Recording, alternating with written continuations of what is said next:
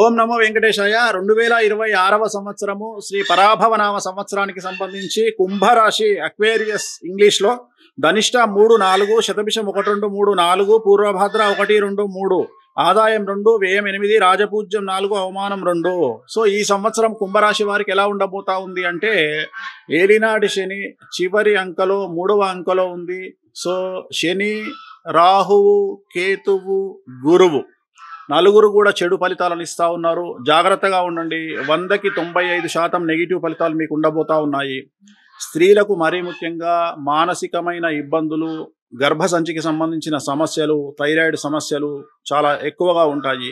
కుటుంబంలో చాలా వరకు సమస్యలు ఉంటాయి. సంతానం వల్ల ఇబ్బందులు ఉంటాయి. భార్యాభర్తల మధ్యన గొడవలు ఉంటాయి స్త్రీలకు.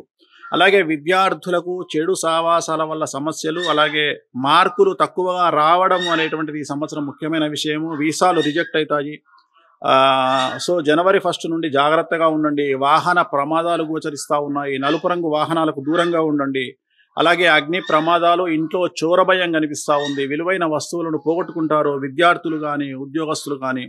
ఉద్యోగస్తులకు, వ్యాపారస్తులకు, కాంట్రాక్టర్లకు ట్యాక్స్ పరమైన ఇబ్బందులు, ఈడీ వల్ల సమస్యలు, ఇన్కమ్ ట్యాక్స్ సమస్యలు, సేల్స్ ట్యాక్స్, కమర్షియల్ ట్యాక్స్ సమస్యలు ఈ సంవత్సరం కనిపిస్తూ ఉన్నాయి.